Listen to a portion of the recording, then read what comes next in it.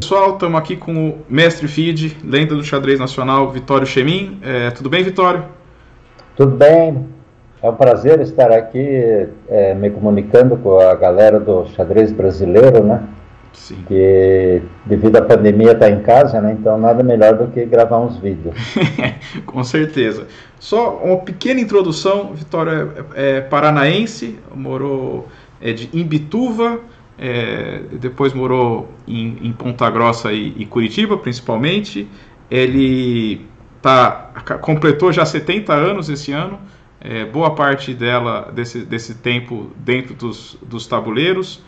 Foi 2 vezes vice-campeão brasileiro absoluto, ganhou 4 vezes o paranaense, 1 vez o catarinense, muitos e muitos títulos e vitórias sobre fortes jogadores. Mas se você quiser complementar com alguns títulos que você tem bastante carinho ou algumas vitórias, seria legal para o pessoal até entender a dimensão da sua carreira.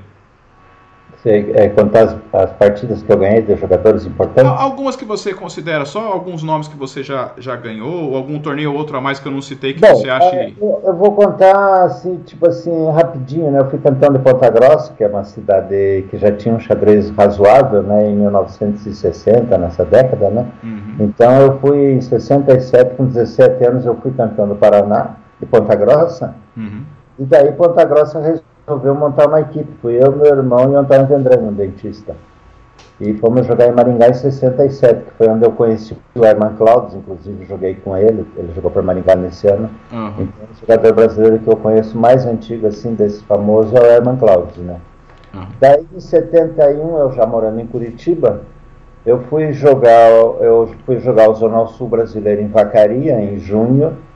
Eu, Henrique Marinho e o Roberto Campitz do Rio Grande do Sul nos classificamos para a final do Brasileiro.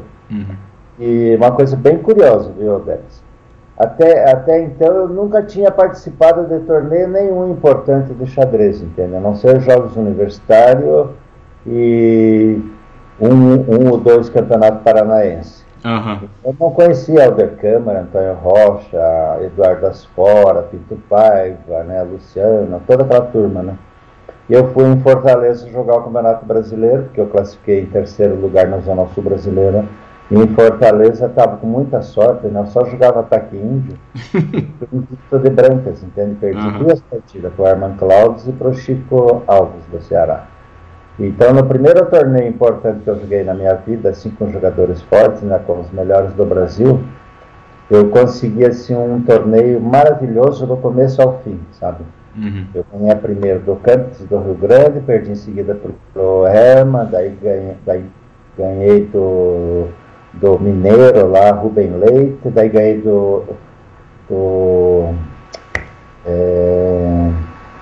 de Florianópolis, lá esqueci o nome dele agora, Eduardo Nóbrega, né?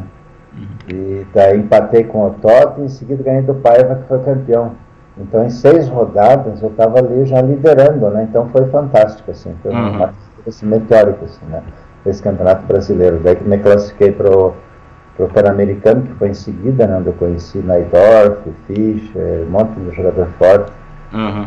E o Zonal Sul-Americano, que foi no Paulistano, em São Paulo, em 72 daí, né?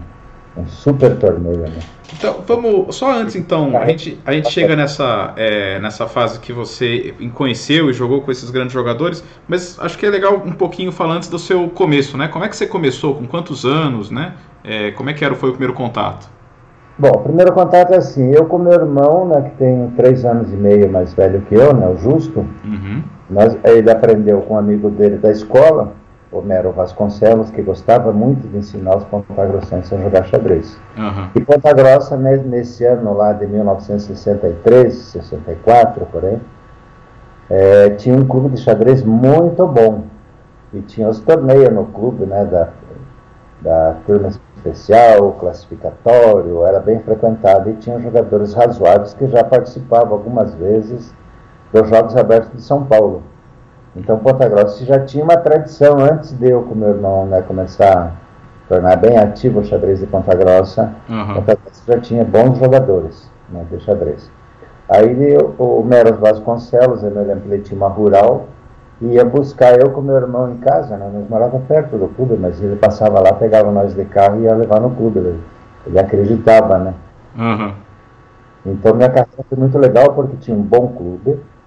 Eu de cara assim, eu tinha bons livros também, sabe, de xadrez. Não como hoje, né? Não tinha informador nada, né? Mas tinha bons livros, né? Você lembra de livros que você gostou bastante dessa época?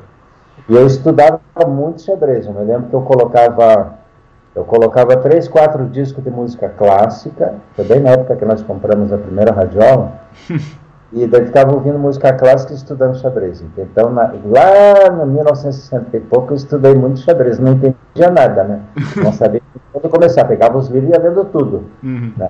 Então, eu estudei muito xadrez, assim, mas sem professor, sem nada, né? Então, foi bacana por isso. Você lembra de alguns livros dessa época que te marcaram, que você gostou muito? Do Palau, né? Tem os de abertura do Palau, aberturas abertas, aquelas umas, né? Uns livrinhos de capa amarela, assim.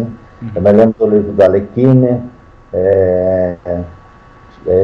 do Zinovsky Borovsky, né? Que era um livro parecido com o da Agostinho, assim, bem grosso, assim, só abertura, né? Uhum.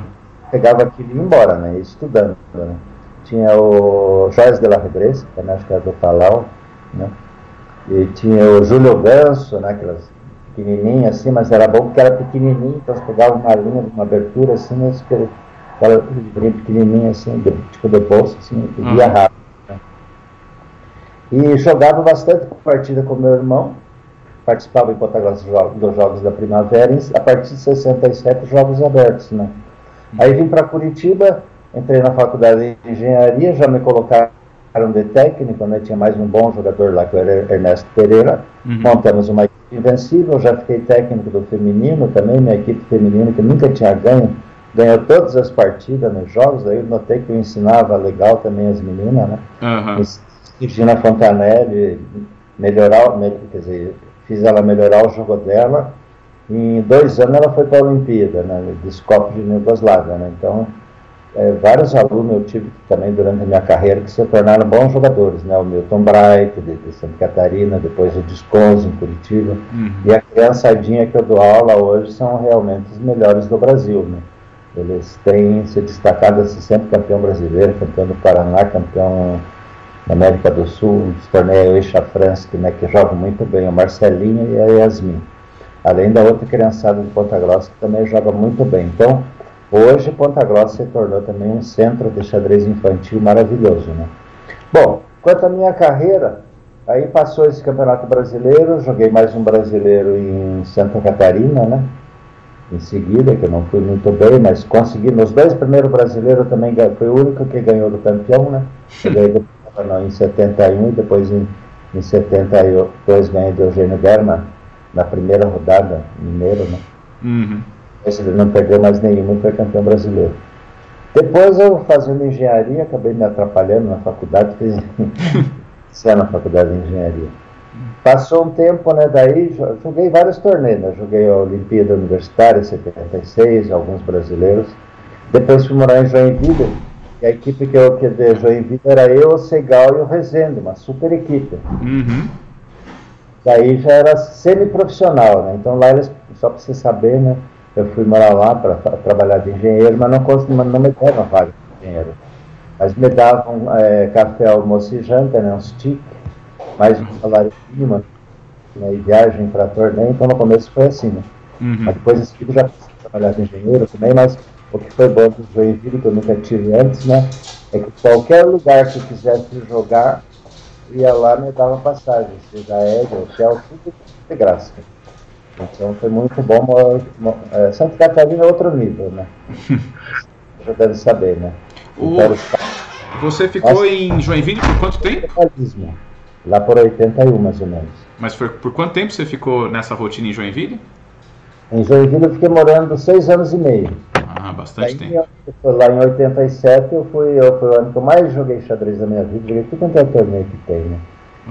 E quando eu fui jogar o Brasileiro em Canela, lá em outubro, após os Jogos Abertos de Santa Catarina, eu fui assim com aquela certeza absoluta que eu ia ficar entre os 3 primeiros.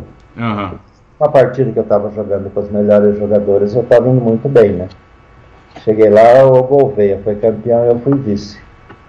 Um torneio maravilhoso também, joguei muito bem. Depois eu joguei muito bem uma Copa Itaú, né, que eu ganhei de várias, umas partidas muito boas, ganhei do Coelho, né, empatei com o Darcy na penúltima rodada, ganhei do Rosito, né, da Argentina.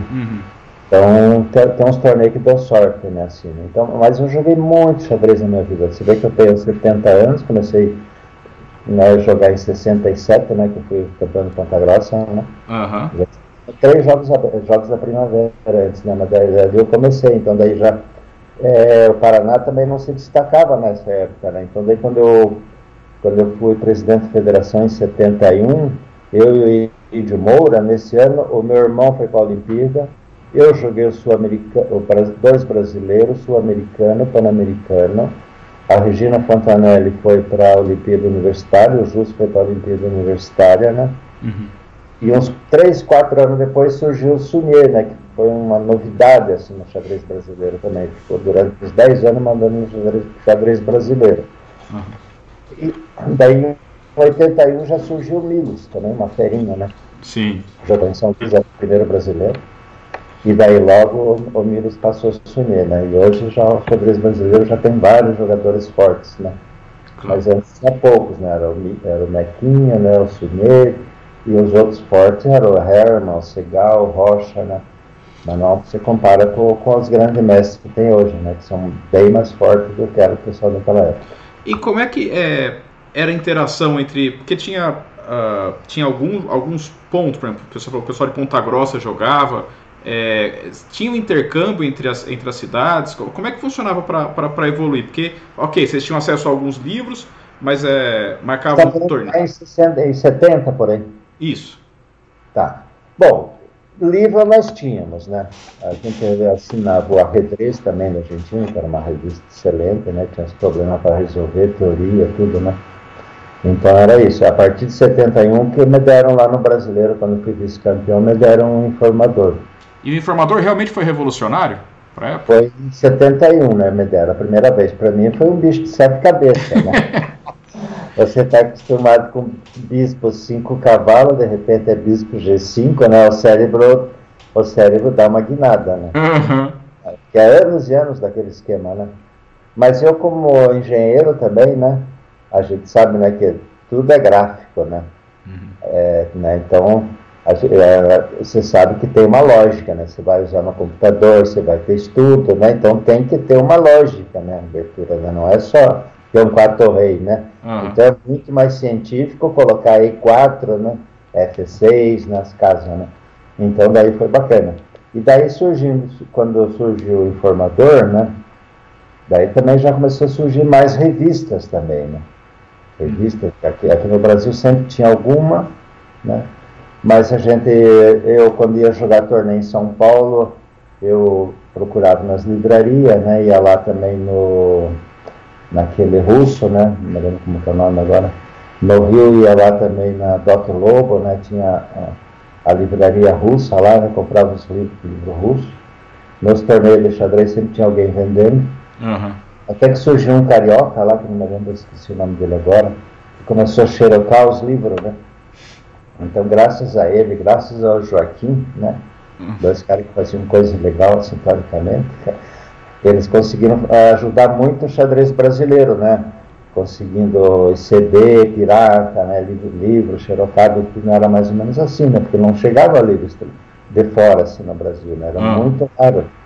Não existisse, ninguém tinha dinheiro para comprar as coisas, né? Então era um outro jogador que tinha aquelas bibliotecas gigantes, assim, né? Que nem o Marcos Mene, um de Blumenau, que foi em Brasília, tinha aquela biblioteca gigante. Imagina, o Aro tinha aquela biblioteca gigante, né? Alto Nóbrega devia ter, naquelas bibliotecas de 2.000 livros, né? Mas depois foi mudando o xadrez, né? Essa modernidade transformou o xadrez, né?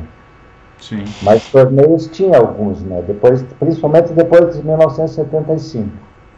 Depois começou esse torneio aberto, né? Daí, inclusive, eu tive muita sorte, porque no primeiro deles, eu fui campeão. Então, naquela época existia, vamos falar de jogadores, né? São Paulo era o centro, um pouquinho antes de São Paulo, o Rio, né? Mas daí, a partir de 71, que São Paulo começou a ser o centro do xadrez brasileiro, né? Então tinha o Rocha, tinha o Segal, tinha o Herman, tinha Helder Câmara, né? Tinha o Herbert, depois surgiu o Cícero, o Guti, Stachini, né? A turma mais nova, né? Mais alguns anos depois surgiu o Milos, né? No Rio tinha sempre um ou outro jogador só, né? Mas o xadrez forte no Rio. São jogadores muito fortes, né? E no Rio Grande do Sul tinha o Trois, né? O Adalto em Santa Catarina, daí não tinha muito jogador forte, então era fácil, por exemplo, de eu jogar Campeonato Brasileiro, né? Era só jogar Zonal Sul que classificava, né? Porque não tinha muito jogador forte. Então, como eu estava sempre meio afiado, eu acabei jogando 14 Campeonato Brasileiro, né? Então, porque eu conseguia me classificar, né? Hoje, mesmo um jogador forte, é difícil se classificar. Claro, para todos os torneios. E eu sou contra esse sistema só de 12 jogadores na final, entende? Eu acho que pode fazer um abertão, assim, com 100 e poucos jogadores, e 11 rodadas, assim, para jogar todo mundo e haver mais intercâmbio. Quanto tempo durava um Campeonato Brasileiro nessa época, dos anos 70 ou 80? Era 16 jogadores, 15 partidas, 15 rodadas, entende? E geralmente tinha mais algum dia de intervalo, né? Então era 3 semanas. Então o primeiro Campeonato Brasileiro que eu joguei na minha vida fui eu e o Marinho, né? De Curitiba, Henrique Marinho. Fomos para Fortaleza. Foi um avião pinga-pinga. Pingou, foi São Paulo, Uberaba, Uberlândia, Goiânia, Brasília, Peixoto, Crato, Crateús, até chegar em Fortaleza.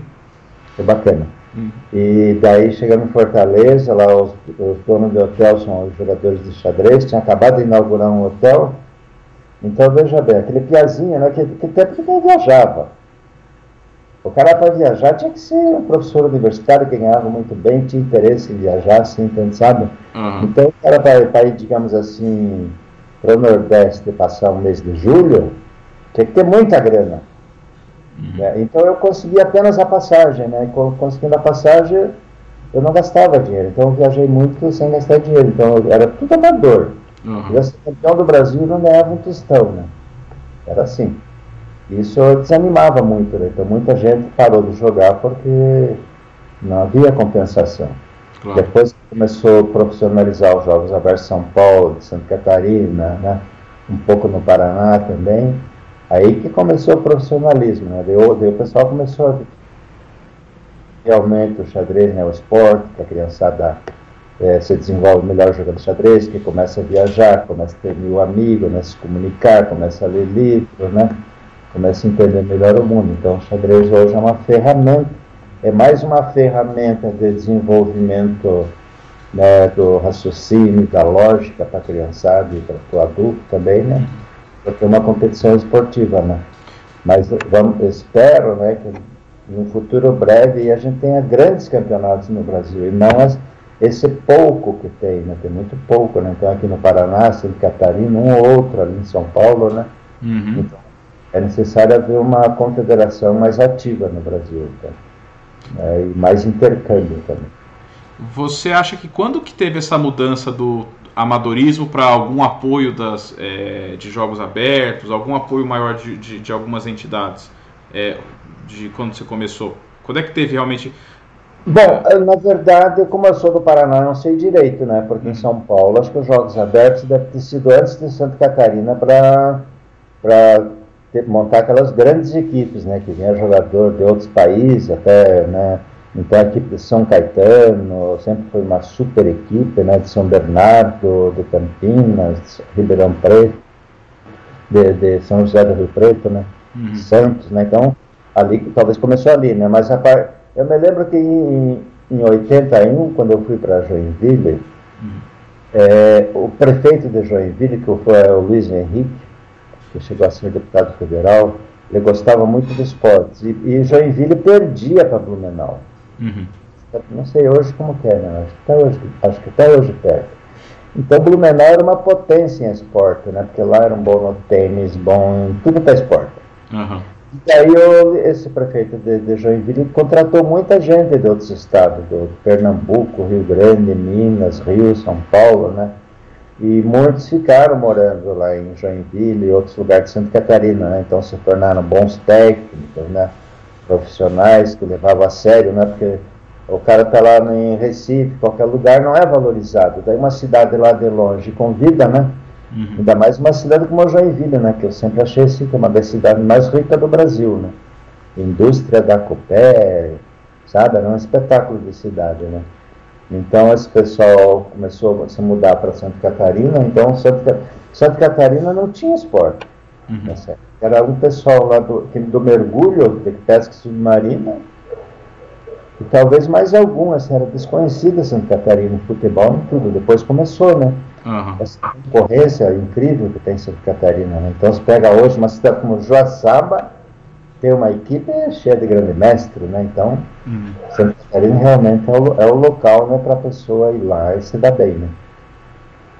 E daí começou, né, então, essa rivalidade de Joinville com Blumenau, né, mais um pouquinho de Florianópolis, né? Então vinha jogar os melhores jogadores, o Ivan, o Trois, às vezes o Mena Barreto, vinham jogar na cidade de Santa Catarina. Então vinham os grandes mestres de São Paulo jogar por Santa Catarina, né? Então daí começou esse negócio dos jogos abertos, né? Então muitas meninas também começaram a jogar de Santa Catarina, né? Começaram a jogar por São Paulo, pelo Paraná, né?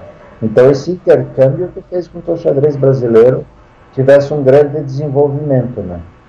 E hoje a gente vê assim que o que dá para ter esperança hoje é que essa criançadinha de 10, 11, 12, 13 anos estão jogando muitos torneios. Uhum.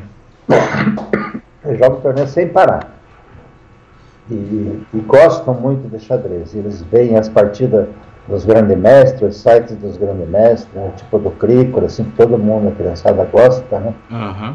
Então hoje a gente vê que tem muita criancinha de 10, 12 anos, assim, né, que são terríveis, né? De Blumenau, de Ponta Grossa, aqui de Curitiba, tem de Brasília, né, de vários locais, né? Então a gente tem que botar fé nessa criançada, né, ensinar eles e esperar que no futuro tenha torneios melhores, né, para todas as categorias. Sem dúvida. E, assim, você, uma carreira tão longa, você falou que estudou muito quando era novinho, você conseguiu, exatamente por ser um esporte amador, por muito tempo, talvez mais amador ainda, talvez nos anos 70, você conseguiu manter, estudar por muito tempo xadrez? Como é que era conseguir conciliar, tentar evoluir como jogador, com, enfim, se virar, né, com a vida? Sei.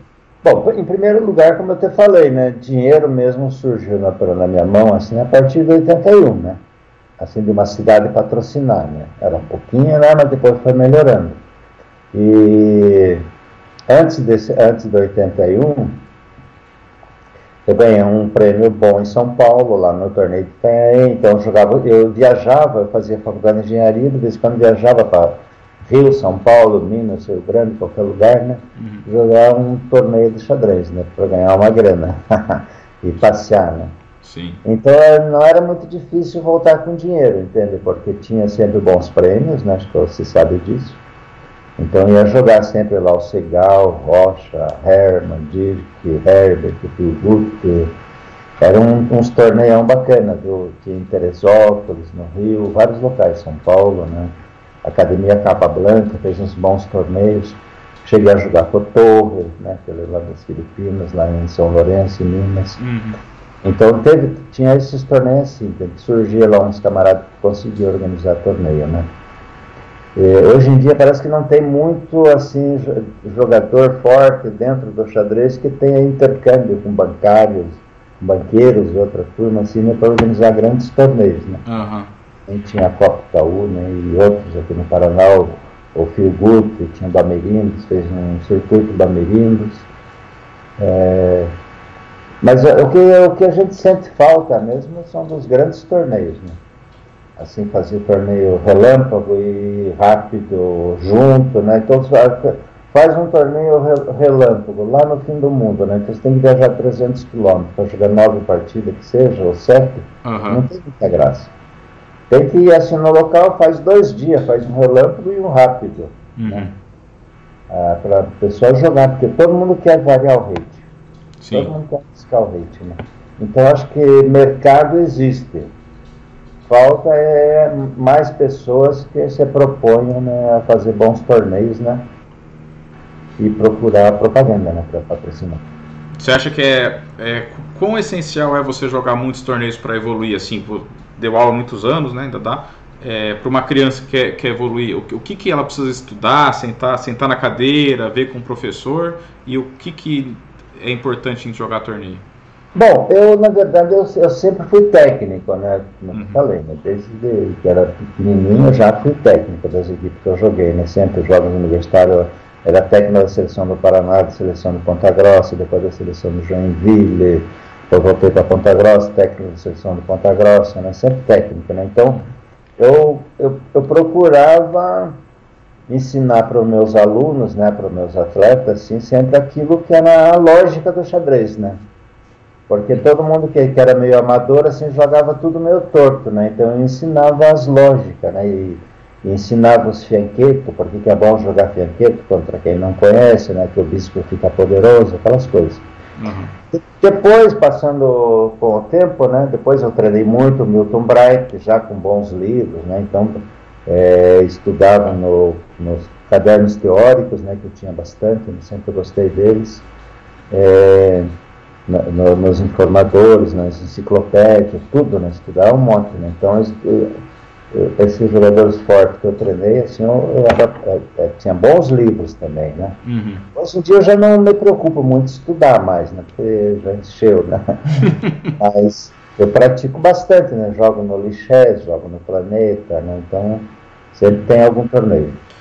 Mas aí, só por curiosidade, há uns 3 anos atrás, 2 anos, eu queria, assim, conseguir uma criança de 5 anos para treinar. Porque filha de amigo sempre é difícil. Mas daí eu estava em Ponta Grossa, né? Eu fui num torneio em Ponta Grossa, apareceu a Ana Chafransky, que é a mãe do Marcelinho e da Yasmin, que você já ouviu falar, né? Já ouviu falar do Marcelinho e da Yasmin? Sim, sim. Hã? Sim, já ouvi, sim. Que eles jogam muitos torneios, né? Representaram o Brasil no Mundial, lá em Poços de Caldas, é bacana aqui. E daí a Yasmin tinha 5 anos, daí eu fui treinar eles, né? Então o que eu fiz? Eu falei assim, né? Falei para a mãe deles, né, para o pai deles, que xadrez tem muitas e muitas aberturas. E que tem cidades, assim, que todo mundo joga um tipo de abertura. E tem outras cidades que já jogam diferente. Porque tem jogador que é idoso, que joga mais lento. Tem jogador que é novo, joga nervoso. Entende? Então eu fui ensinando essas coisas assim, né? E como eu sou jogador da Londo, né, que eu sou praticamente o introdutor da Londo moderna aqui no Brasil, né? Eu e o Haroldo. Depois hoje já está surgindo outros, mas quando eu comecei a jogar lá por 80 e pouco, ninguém jogava Londo.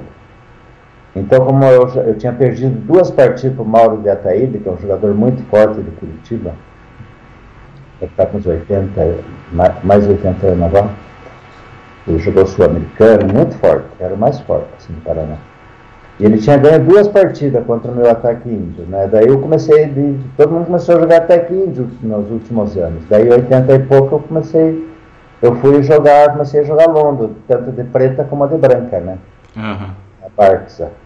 E fui me dando bem, né?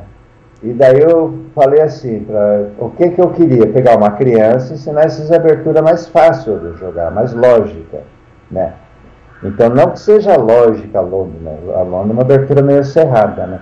Só que é uma abertura boa de ensinar para a criança, porque você consegue, tipo assim, na italiana, já desenvolver os 2 bispos, né? Que ficam bem mais protegidos, os bispos, do que na italiana, né? Então, dos 2 lados, tem 2 bispos fortíssimos, né? Os cavalos ficam todos bem colocados, né? Então, só que aquela posição sólida. Então, isso ajudou muito. Depois eu ensino muita coisa para os meus alunos, só que eles têm outros professores também. Tem professor na escola, né? Tem outros professor particular também. E eu sou um jogador eu sempre fui um jogador assim, meio atrevido, né? De jogar gambito, de jogar no ataque, sacrificar, de ir para cima, né? De jogar super rápido comparado com os outros jogadores. Então é o estilo, né? As suas aberturas eram algo assim, seu ou talvez era um grupo da cidade, por exemplo, você falou que a cidade era uma coisa, você tinha gostos próprios ou era uma coisa assim que vocês estudavam juntos onde você estava? Não, não. Mesmo com meu irmão, eu com meu irmão, a afinidade que tem com meu irmão é o seguinte, ó, você conhece menos, eu acho, que o meu irmão do que eu, né? Uhum. Mas o meu irmão é um jogador de defesa, certo? É tipo um Troyes, um Mena Barreto, sabe? Uhum. Jogador de defesa, aqueles que você planta, que é difícil ganhar deles, tá? E eu sempre fui um jogador de ataque. Então, como nós desde pequenininho treinando um contra o outro, eu atacando ele se defendendo, né? Então foi fácil de evoluir, né? Eu nos ataques e nas defesas. Uhum. Mas como eu estudei mais matemática, mais física, mais lógica, né? Ficou mais fácil de entender melhor o xadrez também, né? Porque o xadrez também tem essa coisa de espaço, né? Raciocínio e tudo mais, né? Uhum. Então, como eu fiz engenharia é pura lógica, né?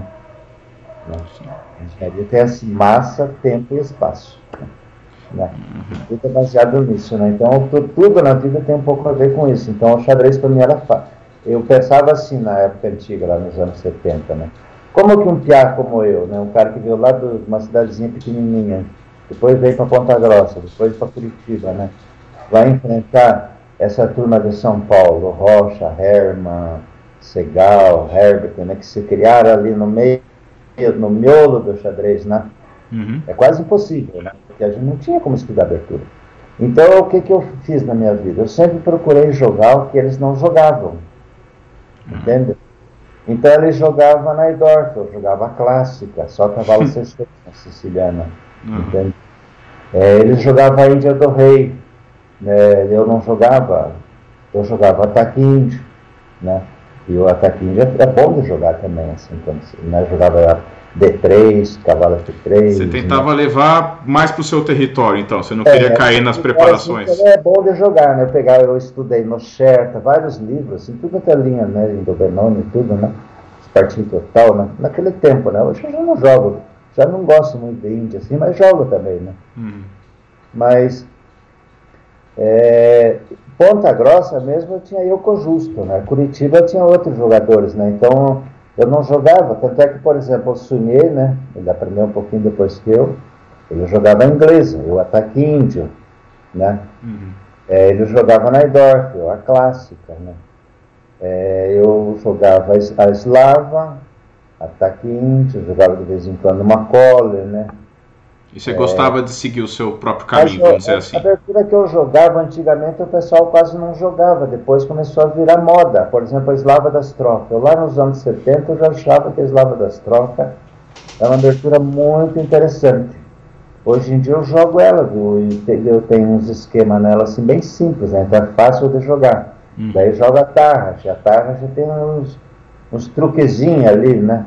Então, às vezes eu estou jogando no Campeonato Paranaense, assim, tem lá 80, 100 jogadores, você observa lá, pai, eu sou o primeiro que levanto, né? Por quê? Porque por ter tido os cadernos teóricos, a coleção toda, hoje não tenho mais, né?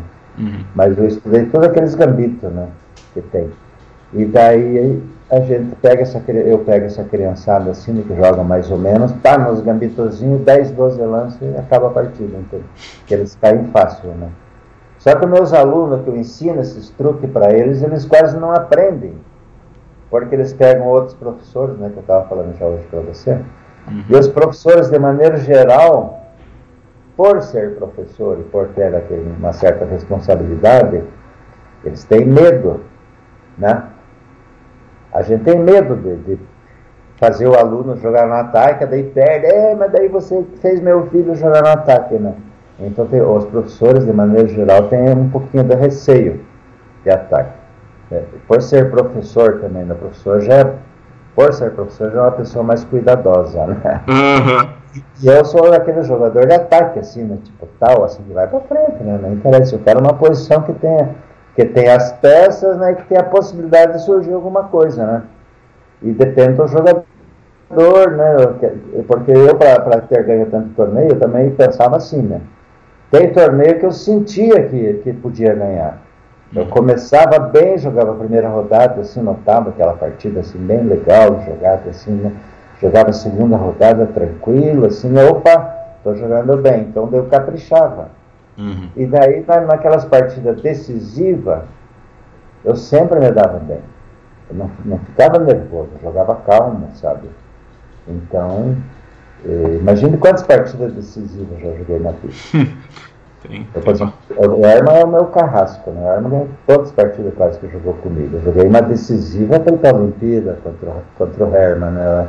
No Rio, Nova Friburgo, uma partida muito interessante. Ele ganhou fácil. Mas a gente tem que saber, né? Tem jogador que é lento, tem jogador que é rápido, tem jogador que só joga uma linha, tem jogador que pensa muito na abertura, tem jogador que se atrapalha no tempo, né? Tem jogador que, se você entrar numa determinada linha, tá ferrado, né? Entendeu, né? Então a gente tem que pensar muito nos primeiros lances. No primeiro lance, o cara joga um lance, não tem que responder rápido. Pensa um pouquinho, joga, raciocina, né? Continua com aquele raciocínio lá que, né? Assim, interessante. Estou vendo ali na abertura para pensar, né? E também uma coisa boa também, assim, para o cara ganhar torneios, eu acho, né? Para mim sempre foi bom, não para ganhar torneio, para melhorar o rate. Pegar um jogador, um grande mestre, assim, e ver que tenha lá um livro de 200, 300 partidas, né? E ver pelo menos umas 50, 60 partidas dele, né? Daí a gente pega aquele ritmo, né? Parece que dá certo, daí você entra no espírito. Eu, em 87, fui vice-campeão do Brasil, não, você vê, um torneio que, teoricamente, os favoritos eram o Phil Guth e o Aron. Eu, na primeira rodada, eu tinha acabado de ganhar do Phil Guth em São Paulo, uma partida muito boa. Aí, no Marcelis de Freitas. Aí fui jogar lá a primeira rodada em Canela. Joguei com ele, empatei. Na segunda peguei o Aron, ganhei uma partida espetacular dele. Então tem que a gente tem que ter fé, né? Acreditar naquilo que está que tem possibilidade de ganhar dos caras bons, entendeu, né? Tem que ter confiança. Ter confiança. Você, por exemplo, é um cara assim que eu já notei, né? Eu não sou muito de ver partida de vocês, de Carson, de quase ninguém. De vez em quando que eu vejo, então, né? Mas eu noto que você é um jogador assim, tipo eu, assim, ele vai jogando tranquilo, não é aquela... Não fica assim... Que nem o Leitão, por exemplo, que você sabe que é tudo teórico, ele vai firme, né? Então eu gosto muito desse jogador moderno do Brasil, do Iago, o teu jogo. O Super eu não conheço muito bem ainda as partidas dele. Você vai gostar, vale a pena. Mas veja bem, eu já joguei em equipe assim, com o Segal, com o Rezende, né, com o Milos, né? Eu joguei em São Paulo, com o São José do Rio Preto, assim, com o Matsura. Então eu já tive no quarto, assim, de tudo quanto é jogador do Brasil, né? Se hospedando junto, né? Com o Herman, né, com o Segal, e viajando muito. Então eu fiz muita viagem antigamente, né?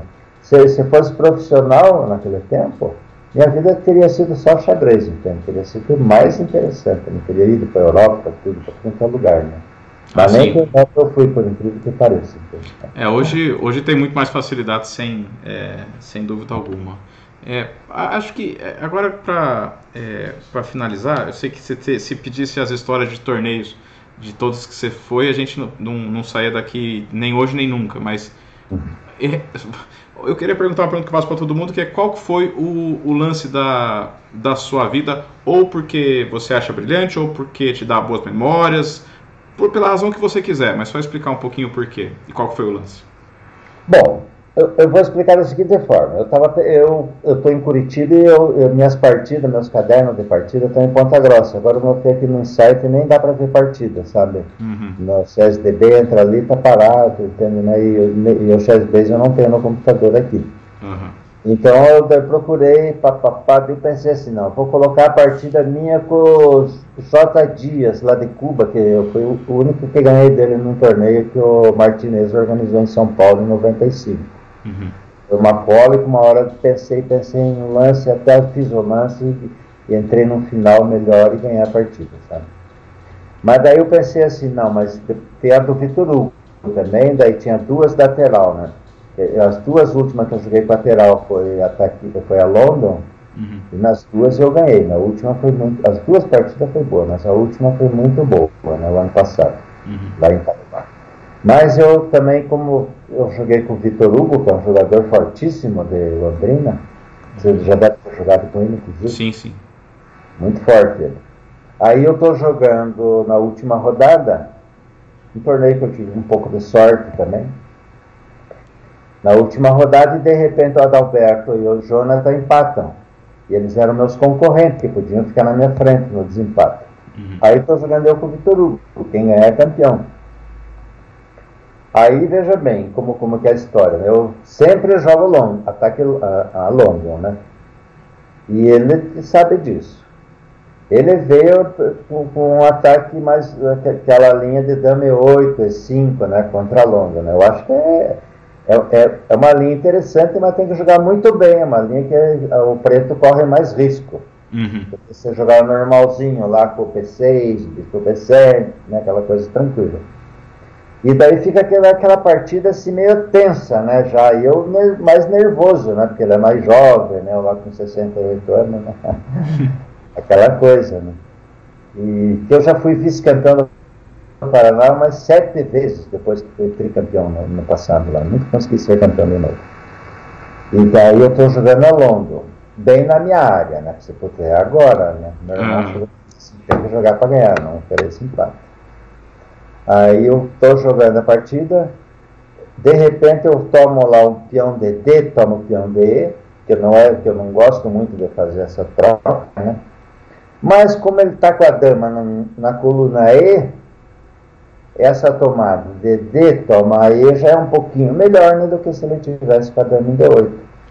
E a partida ficou assim cheia de lero-lero, de complicação, sabe?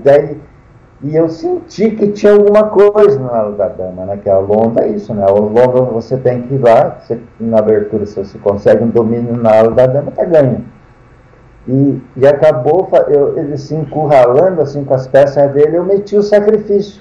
Mas eu, quando fiz o bispo toma C7, eu não calculei exatamente o que ia acontecer se eu recuperava a peça, sabe? Aquele lance assim que você não tá com medo de calcular, sabe? E acabei jogando, né? Isso acontece, esses impulsos, né? Mas como a gente é prático, né? Na abertura, né? Acabou dando certo. E depois foi bacana também o lance, porque quando eu recuperei o peão, quer dizer, quando eu fiquei com o peão de vantagem, né? Eu recuperei a peça, aí ele não pode continuar naquela sequência que seria o normal, assim, que a gente está calculando na hora, né? Ele viu que não era bom, então ele faz um lance de cavalo, né? Que é o lance mais bom na hora, assim. Que a posição dele também parece boa. Só que daí eu faço um cálculo, eu tomo o cavalo que foi para C8, eu tomo em D6, sabe? Eu faço um cálculo, assim, nos 12 lances mais ou menos, que vou entrar no final de dama e cavalo contra dama e bispo, eu com peão a mais, sabe? Bem nesse momento eu faço o cálculo e chega bem na posição que eu queria. Uns 8, 10, 12 lances depois, então, dama e cavalo contra dama e bispo. Eu com peão a mais, né? E geralmente dama e cavalo contra dama com peão a mais contra dama e bispo, acho que ganha fácil, né? A posição, assim, o preto não tinha que jogar ali mais, sabe? Tinha que se defender. E a posição fica fácil, né? Então, inclusive, a posição era tão legal para mim que ele quase era obrigado a forçar a trocar a dama, né? E se troca a dama é pior ainda, né? Porque a dama é a peça que pode jogar para empate em alguma coisa, né? Então, foi legal essa partida, porque eu ganhei do Vitor Hugo, um jogador muito forte, porque eu ganhei o título, né? Fui campeão do Paraná na frente do Sumier. E nesse ano também, depois teve aquele rápido, aquele relâmpago do Paranaense, né, que foi lá no Sesc, que você jogou. Nos 3 torneios fiquei na frente do Sumier, né, então foi a primeira vez na vida, assim, né. Então, eu sempre fui um jogador rápido, né, rápido, que gosto de jogar coisa um pouco diferente, né, mas não o que todo mundo joga, né. E gosto muito de ensinar os jogadores a ser agressivos, sabe? dizer assim, não, é melhor estar no ataque, mesmo estando inferior, mas estar no ataque do que estar inferior e na defesa, né? E muitas vezes, né? Tudo é meio relativo, né? Claro. Mas eu sempre acho assim, que não pode ficar muito mal de tempo, tem que ter coragem, tem momento que é tudo ou nada, né? Na verdade, todos os esportes são iguais. Se a gente analisar bem o futebol, o poker, o tênis de mesa, né, tem aquela hora que você pode ser atacante, né? Uhum. Você deve ficar. E tem aquela hora que é melhor você ficar na defesa, só espera, né? Então tem que ensinar a criança, né, a saber que tem um momento que ela deve atacar, um momento que ela tem que se defender, né? Então, o que eu digo assim? Por que a gente joga D4? Joga D4 ameaçando o quê? Eu pergunto para a criança. Uhum. Ela vai responder alguma coisa. Joga D4 ameaçando E4 para dominar o centro, né? E por aí vai, né? Depois que faz 4, 6, 7 lances, faz rock, tem que fazer o quê para criança? Pergunta para a criança. Tem que abrir uma coluna. Ou jogando o D4 para trocar um peão, ou sei lá, tem que abrir uma coluna para as torres começar a entrar em jogo, né? Então eu sempre tive uma facilidade de ensinar as crianças, assim, sabe? E mesmo as equipes, né? Você pegar uma equipe assim, fazer com que eles joguem bem, né? Isso é muito legal também. Ah, sem dúvida. Bom, só para você foi entre um título paranaense, o tricampeonato, para ganhar o quarto, foram quantos anos? 44. 44, não, isso é... Eu fui parar 71, 72, 74, depois 81 fui campeão de Santa Catarina e 2018 tetracampeão do Paraná. Muito, muito bacana, é impressionante. Bom, queria agradecer a sua disponibilidade para a entrevista. Vamos fazer um vídeo analisando o Bispo Toma C7 do Vitor contra o Vitor Hugo. E é isso, muito obrigado.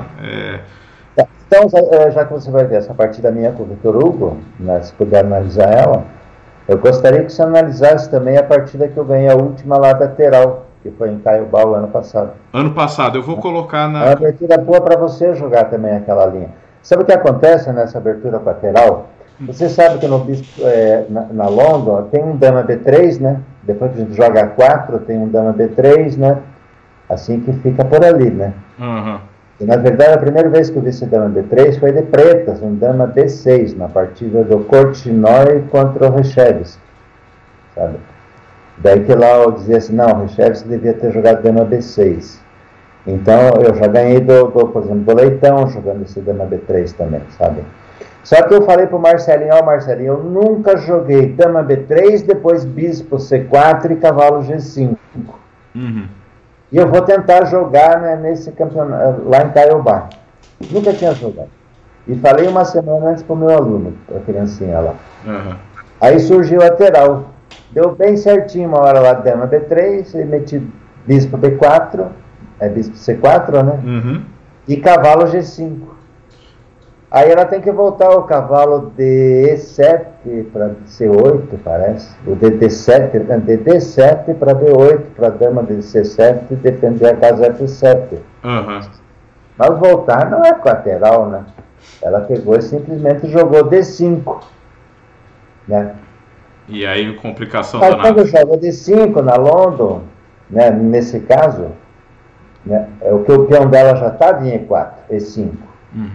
Então volta o bispo em E2, né, e daí fica aquele peão D5 ali chato, né? E daí eu jogo um dama B4, B3, atacando o peão de C4, que tinha ido, e em vez de tomar, daí dama, eu tenho que tomar, né?